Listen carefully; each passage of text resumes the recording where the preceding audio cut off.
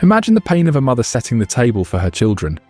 Dinner is warm, the table is set, and her little girl should be walking through the door any minute now. But she doesn't. Minutes turn into hours. She checks outside, calls a neighbour. Nothing. She dials her friends. No one has seen her child. By now, panic has settled deep in her chest. The police arrive. They take notes, ask routine questions. She's probably just playing somewhere. Kids wander off. Check back in a few hours. But hours become days. Days become weeks. And just like that, her daughter is gone forever. Do you know the worst part? This wasn't just one tragedy. 4 families, 4 little girls, all taken, all vanished without a trace. And what kind of person does something like this? Who looks at a child and sees prey? It's hard to believe a human being could commit such a horrifying act. But this happened. And the man responsible, he wasn't just a killer, he was a predator with a specific target. Young girls, only between the ages of 4 and 10, and what he did to them went beyond murder. Even when he was caught, even when he stood before their grieving families in court, he didn't flinch, he didn't show regret. He laughed, right in the faces of the broken mothers who would never see their daughters again.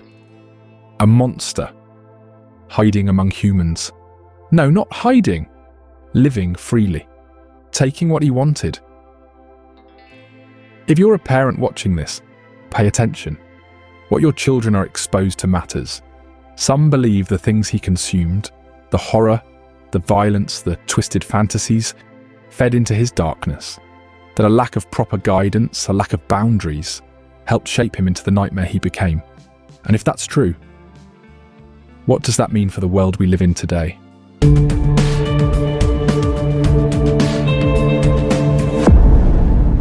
If you're here watching, this is just the beginning.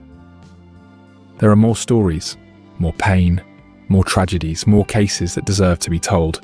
And if you don't want to miss them, subscribe now, because some stories are too important to be forgotten. It was August 1988. A 4-year-old girl named Mari Kono steps outside her home, her tiny sandals tapping against the pavement.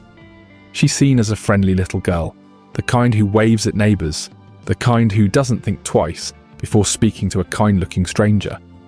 And that's exactly what she does. A man speaks to her softly. His voice isn't forceful. It's warm, inviting, trustworthy. He tells her he has something to show her.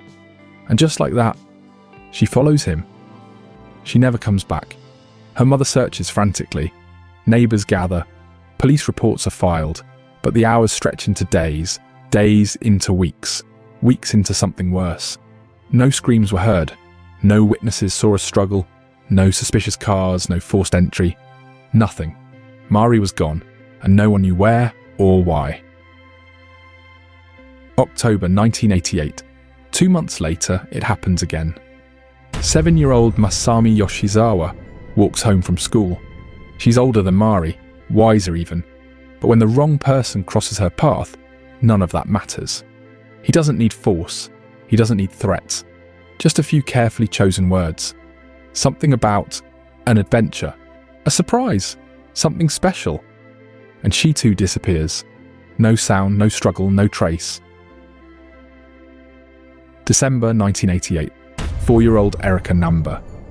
She's a bright, lively child on her way home from a friend's house. The route is familiar. The distance is short. She never makes it. This time, though, the story doesn't end with an empty home and unanswered questions. Days later, Erika's body is found. She wasn't hidden. She wasn't buried. She was discarded, like garbage. Her tiny body lay lifeless in the cold, miles from home. But before her family could even begin to grieve, something arrived at their door. A letter, 4 simple, fragmented words. Erika, cold, cough, throat, death. A message. From the killer himself. A taunt, a trophy. A reminder that he wasn't finished. This wasn't coincidence. This wasn't random. This was something planned. And someone was watching. He blended in. Not in a way that made him charming. Not in a way that made him seem harmless. Tsutomu Miyazaki was the kind of person no one looked at twice, not because he was invisible, but because people didn't want to look. His hands were the first thing people noticed, twisted, deformed, fused to his wrists in a way that made every movement unnatural. He couldn't rotate them like other people. When he needed to turn a page, hold a pen, or grasp a cup, he had to move his entire forearm. As a child, this made him different. And in school, different meant an easy target. The other kids whispered about him, laughed at him, avoided him. At home, it wasn't any better. His parents didn't see a lonely child in need of love. They saw an embarrassment. No warmth, no affection, just pressure. Pressure to be the best in school. Pressure to succeed. Pressure to make up for what they saw as his defect.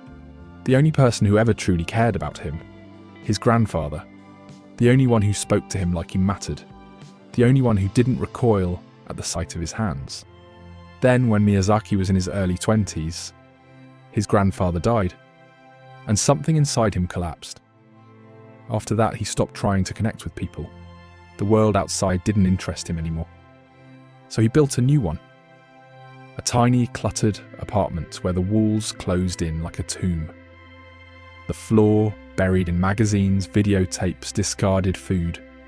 The smell thick and stale, like the air had been sitting for years.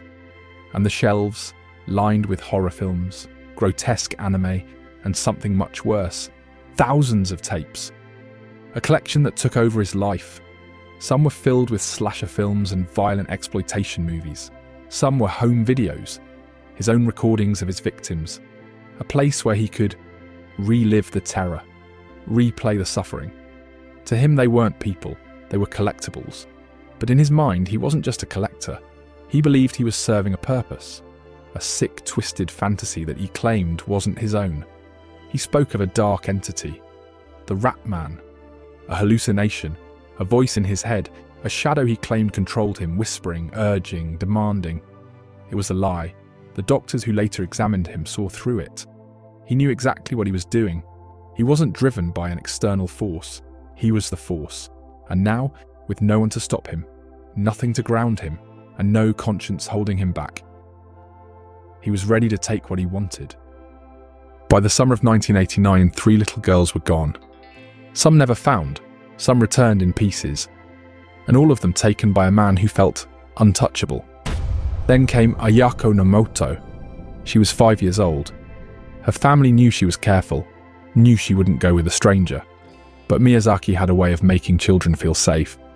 That's what made him so dangerous. It didn't take force, it didn't take fear. It took a lie, a promise, something innocent enough to convince a child to trust him. And Ayako did. That night he didn't leave her in the woods, he took her home. For hours he kept her there, a little girl in an apartment filled with horror. The walls lined with videotapes of pain, the air thick with the smell of decay. Somewhere in another part of the city, her parents were searching for her, calling her name, knocking on doors. They had no idea their daughter was already gone, and they would never have imagined what happened next. She never had a chance. She was too small, too fragile. By the time the sun rose the next morning, Ayako was dead, but her suffering wasn't over. This time Miyazaki didn't want to just relive the moment through memory. He wanted to keep her with him. So he filmed her. Every moment, every detail, a permanent trophy, a reminder of what he had done. Then he dismembered her. He separated her head, her hands, her feet. Some he discarded, some he ate, and the rest he scattered across different locations, so no one would find her, so no one would ever truly know what had happened to Ayako Nomoto. Miyazaki had gotten away with it 4 times. He had perfected the act, the approach, the kill, the aftermath. But monsters get comfortable, and comfortable monsters make mistakes. One evening, a father was outside watching his children play. A normal day, a normal moment, until he noticed a man crouched nearby, watching, photographing. The father walked toward him. The man didn't move, so he got closer. Then he saw it. The camera was pointed at his daughter, a stranger, taking pictures of her without permission, without reason. Something snapped inside him. He lunged, knocking the man to the ground. The stranger scrambled to his feet, trying to run, but the father didn't let go. He shouted for help, and others came running. By the time Miyazaki pulled himself free, police were already arriving. For the first time in his life, he was trapped. And for the first time since this nightmare began, someone had finally stopped him. The officers brought him in for questioning. They thought he was just another predator, just another man with a camera and the wrong kind of interest in children. Until they searched his home. Inside that apartment, they found a different kind of horror. Thousands of videotapes stacked from floor to ceiling. Some they recognized, movies, television recordings, but others were something else, something they had never seen before. They pushed a tape into a player, pressed play, and their blood ran cold. It was footage of the missing girls, their final moments, their suffering, captured forever on film. One by one, the officers looked away. Some turned pale. Some ran to the nearest bathroom, because what they had found wasn't just evidence. It was proof of a nightmare they never thought possible. And then, in the mountains, they found Ayako's skull. It had been there the whole time, just waiting to be discovered.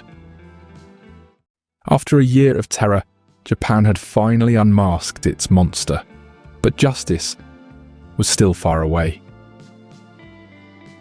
The monster was caught, but was he truly human? That was the question hanging over the courtroom, not whether he had done it, not how many lives he had destroyed. Everyone already knew the answers to those. The only question left was, what kind of creature they had put in chains. Miyazaki sat in the courtroom like a man attending a dull lecture. No tension in his body, no flicker of emotion. When the prosecution described how he strangled Mari Kono, he blinked. When the grieving families cried for their daughters, he stared ahead, bored. And when a mother collapsed, sobbing uncontrollably over the details of her child's final moments, he laughed. It wasn't nervous. It wasn't a mistake. It was amusement. The defense had their angle prepared. Miyazaki wasn't responsible for his actions, they argued. He wasn't a killer. He was sick. They presented their theory, the hallucinations, the rat man, the voices that whispered to him in the dark, leading him down the path of blood. The experts examined him, and the diagnosis was clear. Schizophrenia, dissociative identity disorder. They claimed he had two sides, the quiet, withdrawn man, and the other one, the one that did things no human should ever be capable of. The prosecution disagreed. The judges disagreed, because the truth was painfully obvious. Miyazaki wasn't out of control. He was calculated. Every move was planned. Every child was carefully selected. Every piece of suffering, documented and kept like a prize. Insanity is chaotic. Miyazaki's actions were not. He knew what he was doing, and he enjoyed it. The trial stretched on for 7 years. He sat through every day of it, unaffected, detached. The families waited for one sign of remorse. They never got it. Not once did he apologize. Not once did he show regret. Not once did he acknowledge the damage he had done. And so in 1997 the verdict came down. Death by hanging.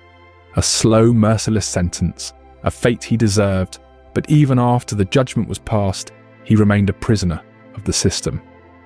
Appeals, delays, legal maneuvering. Another decade passed. Then on June 17, 2008, the wait ended. Without ceremony, without warning, Tsutomu Miyazaki was executed. He never spoke a final word, never sent a letter, never admitted guilt. He left the world exactly as he lived in it, empty. But for the families of the children he stole, there was no peace, because their daughters were still gone, and nothing, not even death, could bring them back. Miyazaki was gone, but the fear he left behind never was. For years, Japan had been a country where children walked to school alone, where families didn't lock their doors, where parents believed that if they did everything right, nothing bad would happen. That world was gone. After Miyazaki's arrest, parents changed. They watched their children closer. They walked them to school, picked them up from playgrounds, Even the most innocent faces on the street were met with suspicion. Because who could tell? Who could ever tell what kind of person was hiding behind a smile? The word otaku took on a new meaning. Before it had been harmless, a term for anime lovers, collectors, fanatics. Now it was whispered like a warning. People saw them differently. If someone spent too much time alone, locked away with their hobbies, they were feared. The country had seen what kind of evil could fester in the dark, and nobody wanted another Miyazaki. But the uncomfortable truth, monsters like him don't disappear. They don't always look like killers. They could be anyone. A stranger in a park, a quiet neighbour, a man behind a camera, standing just a little too still. And every parent in every city still lives with the same question, the question that no one ever wants to answer. What if one day your child doesn't come home? If you watched to the end, thank you. But this story, this horror, was just one of many. And what's coming next, it will touch every living soul. So make sure to subscribe and like and turn on notifications. Because some stories need to be told.